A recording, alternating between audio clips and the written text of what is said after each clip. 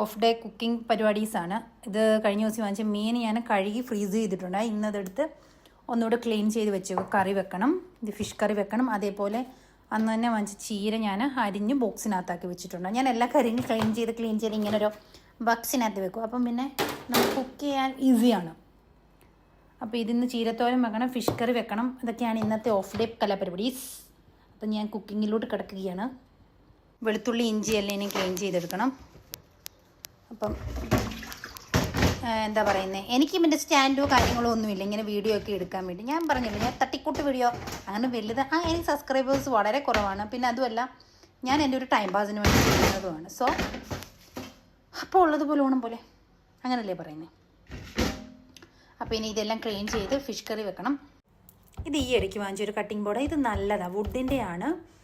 മറ്റേ അഴുക്ക് ഇങ്ങനെ പിടിക്കില്ല. മറ്റേ നമ്മൾ കുറച്ച് ഇത് യൂസ് ചെയ്ത് കഴിയുമ്പോൾ ഒരു ബ്ലാക്ക് മാർക്ക് വീഴുമായിരുന്നു. പക്ഷേ ഇത് അതിനൊന്നുമില്ല കേട്ടോ. ഇത് നല്ലതാണ്. 11 ദിറംസ് എങ്ങാണ്ടേ ആയുള്ളൂ. പക്ഷെ നല്ല കട്ടിംഗ് ബോർഡാണ്. എൻ്റെ വലിയ ചട്ടിയില്ല, ഞാൻ ഇതിനകത്താണ്. ചെറിയ ചട്ടിയുണ്ട്, അത് ചെറിയ ചട്ടി. ഞാൻ വിനു നാട്ടിൽ പോയപ്പം, ഇപ്പോഴല്ല നേരത്തെ നാട്ടിൽ പോയപ്പോൾ ഞാൻ പറഞ്ഞു വിനു ഒരു ചട്ടി വാങ്ങിച്ചു. വിനു വന്നിട്ട് ചെറിയൊരു ചട്ടിയാണ് വാങ്ങിച്ചിട്ട് വന്നത്. അപ്പം ഞാൻ ഇതിനകത്താണ് ഫിഷ് കറി വെക്കുന്നത്. ഏറെ ഫിഷ് ഉള്ളതുകൊണ്ട് ഇതിനകത്ത് വെക്കും. ഇത് മറ്റേ ക്ലീൻ ചെയ്യപ്പോൾ സ്ക്രാച്ചസാണത്. പാടില്ലെന്നാണ് പറയുന്നത്, ബട്ട് ഓക്കെ. വെളിച്ചെണ്ണ ഒഴിച്ച് ഉലുവായിട്ട് പിന്നെ ഇഞ്ചി പച്ചമുളക് വെളുത്തുള്ളിയും കൂടിയിട്ട് വഴട്ടി. ഇനി ഇതിനകത്തോട്ട് നമ്മൾ മല്ലിപ്പൊടി പേരിനെ ഇടുള്ളൂ കേട്ടോ. മുളക് പൊടി മഞ്ഞൾപ്പൊടി ഇട്ടിട്ട് അതും ഒന്ന് മൂത്ത് കഴിയുമ്പോൾ ഞാൻ അതൊന്ന് പേസ്റ്റ് ആക്കും. ഈ സാധനങ്ങളെല്ലാം കൂടി പേസ്റ്റ് ആക്കിയിട്ട് മീൻ കറി വെക്കുന്നത്. പക്ഷേ ഒരു ഇത്തിരി തന്നെ കുറച്ച് ഞാൻ ഈ മുളകും 2-3 വെളുത്തുള്ളി എല്ലാം മാറ്റി എന്നിട്ടാണ് ബാക്കി മുളക് പൊടീസെല്ലാം ഇട്ടിട്ട് പേസ്റ്റ് ചെയ്തെടുക്കുന്നത്. എന്നിട്ട് കറി വെക്കും. ഇപ്പോൾ ഈ ഇടയായിട്ട് കണ്ടുപിടിച്ച സാധനം, പക്ഷെ കൊള്ളാം അത് കേട്ടോ. അങ്ങനെ മീൻ കറി വെച്ചിട്ട് എനിക്ക് ഇഷ്ടപ്പെട്ടു.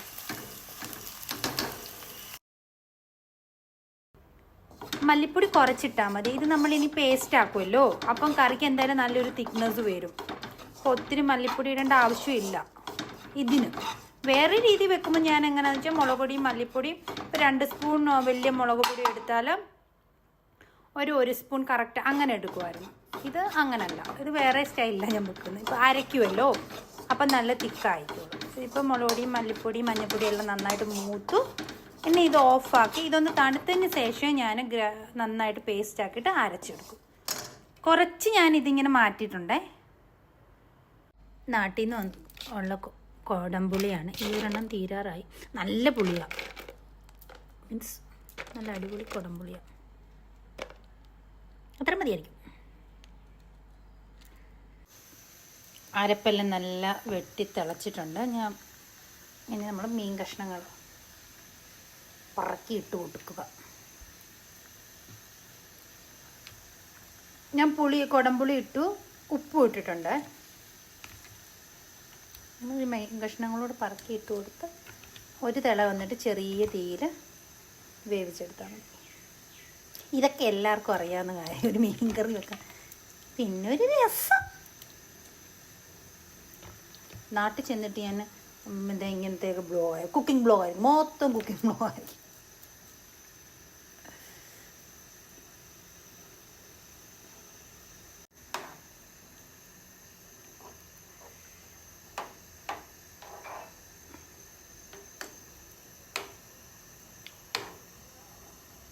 ഞാൻ അധികം മുളക് പൊടി യൂസ് ചെയ്യത്തില്ല കേട്ടോ. എനിക്ക് എരി പറ്റത്തില്ലൊട്ടും. പണ്ട് കുഴപ്പമില്ലായിരുന്നു, ഇപ്പം എനിക്ക് പറ്റേയില്ല. അപ്പം വയറിന് വേദന എന്തെങ്കിലുമൊക്കെ ആയിട്ട് എനിക്ക് ശരിയാവില്ല. പിന്നെ നമ്മൾ ആ മുളക് വഴറ്റിയിട്ട് അരച്ചിട്ടും ഉണ്ടല്ലോ, നല്ല എരിവ് കാണും. ഇനി ഒരു തിള വന്നു കഴിഞ്ഞ് തീ കുറച്ച് വെച്ചിട്ട് വേവട്ടെ. എൻ്റെ കരിയാപ്പില ഇല്ല കേട്ടോ, അതാണ് ഞാൻ ഇടാനത്. കറി നന്നായിട്ട് തിളച്ചപ്പം തന്നെ കറിയുടെ കളർ മാറിയ കണ്ടോ. ആദ്യം ഒരു ലൈറ്റ് യെല്ലോയിഷ് കളർ, ഇപ്പം കണ്ടോ റെഡിലോട്ട് മാറിയോ. വേകുമ്പോഴത്തേന് പക്ക ഇതായിക്കോളൂ. നമുക്ക് തീ കുറച്ചിട്ട് ചെറിയ തീയിലോട്ട് മാറ്റിയിട്ട് പയ്യെ ഇരുന്ന് വേവട്ടെ. പുളിയെല്ലാം ഇറങ്ങണമല്ലോ. ഇപ്പുറത്തെ അടുപ്പിൽ ഞാൻ ചീര വെച്ചേക്കും. അപ്പോൾ അതവിടെ നിന്ന് പയ്യെന്ന് വേവട്ടെ. അതുകൂടി പയ്യെന്ന് വേവട്ടെ. ക്ലീൻ ചെയ്യാൻ ഒരു കുന്ന് പാത്രം എടുക്കണം. അതിനിങ്ങനെ ക്ലീൻ ചെയ്യട്ടെ. അപ്പോഴത്തേനായിട്ട് കറി വേവും. മീൻകറി നല്ല വെന്ത് വരുന്നു. ഇത് ലാസ്റ്റ് നമുക്ക് താളിച്ചിടാം. ഇച്ചിരി എന്താ പറയുന്നത്, ഉള്ളിയും ഇതെല്ലാം കൂടെ വഴറ്റി നല്ലൊരു മണം, ചെറുള്ളിയാണ്, നല്ലൊരു ഗുഡ് സ്മെല്ലായിരിക്കും വരുന്നത്. എന്നിട്ട് താളിച്ചിടാം, നല്ലതാണ്. എൻ്റെ അടുത്തില്ല ചെറുള്ളിയില്ല, ഞാൻ സവാള തന്നെ മണ്ടയിലൊന്ന് താളിച്ചിടും. അപ്പം നല്ലൊരു ടേസ്റ്റ് ആയിരിക്കും. പിന്നെ അതുപോലെ തന്നെ വേപ്പില, എൻ്റെ കറിവേപ്പില ഇല്ല, സോ ഞാൻ ലാസ്റ്റ് ഒന്ന് താളിച്ചിടും. കറി ഓൾമോസ്റ്റ് ഡൺ. ചീരയും കുക്കായി. മെയിൻ തിങ്, കറിയെല്ലാം റെഡിയായി, ചോറ് റെഡി ആയിട്ടില്ല. ആ ചോറിനെയും വെക്കണം. ഞാൻ ഈ റൈസാണ് വെക്കുന്നത്. ഇത് വെയ്റ്റ് മാനേജ്മെൻറ്റിന് നല്ലതാണ്. 1 kg 20 dirhams ആണ്. അപ്പോൾ ഇത് ഒന്ന് വെള്ളത്തിലൊന്ന് കുതിർത്ത് വെക്കണം, എന്നിട്ട് വേണം കുക്ക് ചെയ്യാൻ വേണ്ടി. അതിൻ്റെ കൂടെ ഞാൻ എന്താ പറയുന്നത്, വെജിറ്റബിളും ആഡ് ചെയ്യുവേ. ഫ്രോസൺ വെജിറ്റബിളാണ് വാങ്ങിച്ച് വെച്ചിട്ടുണ്ട്. അപ്പോൾ അതുകൂടെ ഞാൻ ആ റൈസിൻ്റെ കൂടെ നമ്മുടെ ഇപ്പോൾ ഒരു പുലാവൊക്കെ പോലെ ഉണ്ടാക്കി, നല്ല ടേസ്റ്റാണ്. ഇതുകൂടെ മിക്സ് ചെയ്ത് ആ റൈസ് കുക്ക് ചെയ്യും. കറിയെല്ലാം തന്നെ ഓൾമോസ്റ്റ് ഡണ്ണാണ്. ഇച്ചിരി നേരം കൂടെ ഒന്ന് ഇരിക്കണം, ഇച്ചിരി കൂടെ ഒന്ന് വാറ്റട്ടെ. എന്നിട്ട് നമുക്ക് താളിച്ചിട്ട് അപ്പോഴത്തേന് ഞാൻ ഈ റൈസ് ഒന്ന് സോക്ക് ചെയ്യാൻ വെക്കാം. റൈസ് സോക്ക് ചെയ്യാൻ വേണ്ടി വെച്ചു. കുൻവ റൈസ് എന്ന് പറഞ്ഞു, ഇത് നല്ലതാണ് ആക്ച്വലി. വെയ്റ്റ് മാനേജ്മെൻറ്റിനൊക്കെ ആൾക്കാർ യൂസ് ചെയ്യുന്ന 1 kg 20 dirhams ആണ്. കുഴപ്പമില്ല. അങ്ങനെ നമ്മൾ വെയ്റ്റ് മാനേജ്മെൻ്റ് ഒക്കെ നോക്കുന്ന ആൾക്കാരാണെങ്കിൽ ഇത് വാങ്ങിച്ചാൽ മതി, നല്ലതാണ്. നമ്മൾ കുറച്ച് വെജിറ്റബിൾസൊക്കെ ഇതിനകത്ത് ആഡ് ചെയ്തൊക്കെ നല്ലൊരു ടേസ്റ്റുമാണ്. കറി ഒന്നും ഇല്ലെങ്കിൽ തന്നെ ഒരു സാലഡ്സിൻ്റെ കൂടെ നമുക്ക് നന്നായിട്ട് കഴിക്കുകയും ചെയ്യും.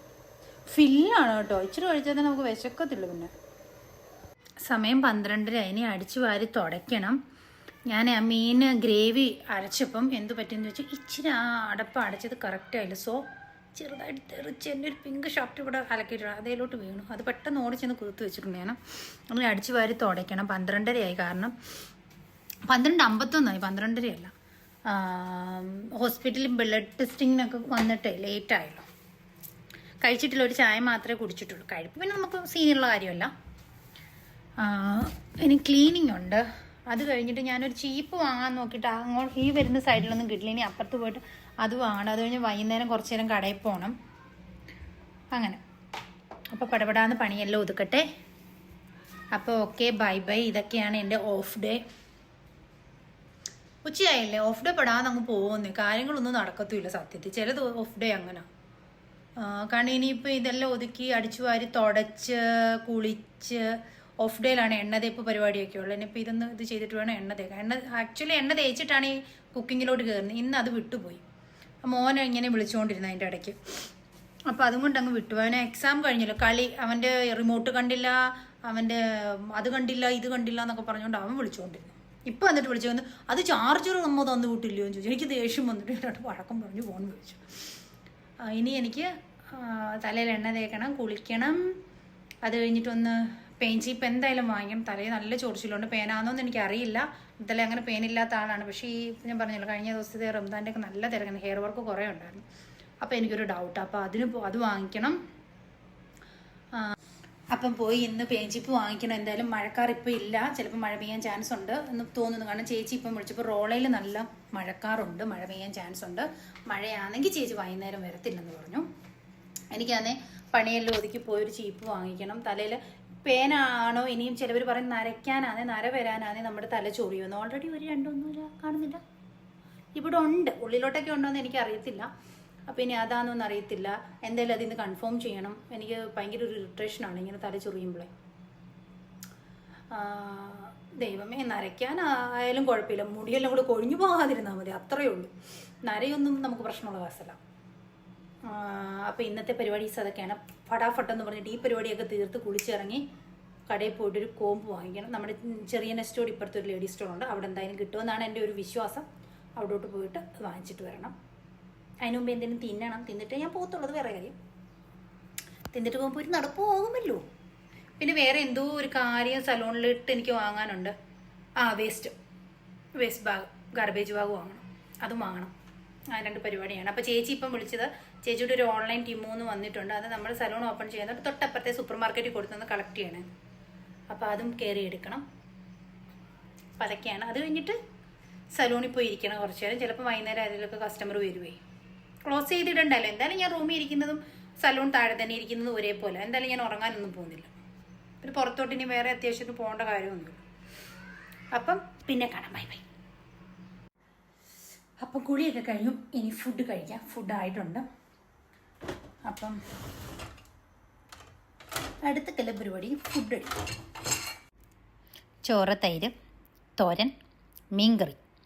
വെയിറ്റ് മാനേജ്മെൻറ്റ് നോക്കുന്നവർക്കൊക്കെ ഇങ്ങനെ ഈ റൈസ് ട്രൈ ചെയ്യാം. കണ്ട് വെജിറ്റബിൾസ് ഒക്കെ ഉണ്ട് ഇതിനകത്ത്. നല്ല ടേസ്റ്റുമാണ് ആക്ച്വലി. നമ്മുടെ വെജിറ്റബിൾ പുലാവൊക്കെ വെക്കുന്ന പോലെ ഇതും ഉണ്ടാക്കിയാൽ മതി. കുറച്ച് നേരം റൈസ് ഒന്ന് സോക്ക് ചെയ്യണമെന്ന് മാത്രമേ ഉള്ളൂ. തൈരും ഫിഷും വിരുദ്ധമാണ്. പക്ഷേ എനിക്ക് വിരുദ്ധമല്ല. അതില്ലേലാണ് എനിക്ക് വിരുദ്ധമാവുന്നത്. വിരുദ്ധമായിട്ട് കരുതുന്നവർ കഴിക്കേണ്ട, അല്ലാത്തവർ കഴിക്കാമല്ലോ. അപ്പം ഇനി ഫുഡടി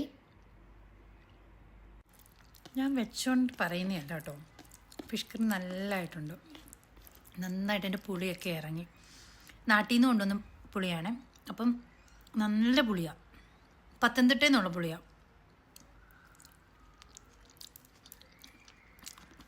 അതുകൊണ്ട് പത്തനംതിട്ടയിൽ നിന്നുള്ള പുളിയാണ് നല്ല. പത്തനംതിട്ടയിൽ നിന്നുള്ള മീൻസ് അങ്ങനെയല്ല കേട്ടോ. ചിലപ്പോൾ എറണാകുളത്തു നിന്നൊക്കെ ഞങ്ങൾ വാങ്ങിച്ചാലേ ഒരു കയ്പ്പ് വരും. പച്ചപ്പുളി പറിച്ചിട്ട് ഉണങ്ങുന്നത്. പക്ഷെ പത്തനംതിട്ട നാട്ടിൻ പ്രദേശം ആകുമ്പോൾ അവർ കറക്റ്റായിട്ട് പഴുത്ത് പിന്നെ വെയിലത്തിട്ട് ഉണങ്ങി പിന്നെ ആവി പുകയെ വെച്ച് അങ്ങനെയൊക്കെയല്ലേ. അതാണ് ഞാൻ അങ്ങനെ ഉദ്ദേശിച്ചത് കേട്ടോ. ചിലയിടത്ത് അങ്ങനെ തന്നെ ഉണങ്ങും. ഈ പാലക്കാട് സൈഡൊക്കെ അങ്ങനെയാണ്. നമ്മളെപ്പോഴും നാട്ടിൽ നിന്നാണ് പുളി വാങ്ങിക്കുന്നത്, പത്തനംതിട്ട. അതാണ് ഞാൻ പറഞ്ഞത്. പെട്ടെന്ന് പുളി ഇറങ്ങും. അപ്പോൾ നല്ല പുളിയാണ്. മറ്റേ കയ്പൊന്നുമില്ല. അപ്പോൾ ഞാൻ ഫുഡ് കഴിക്കട്ടെ. Bye bye.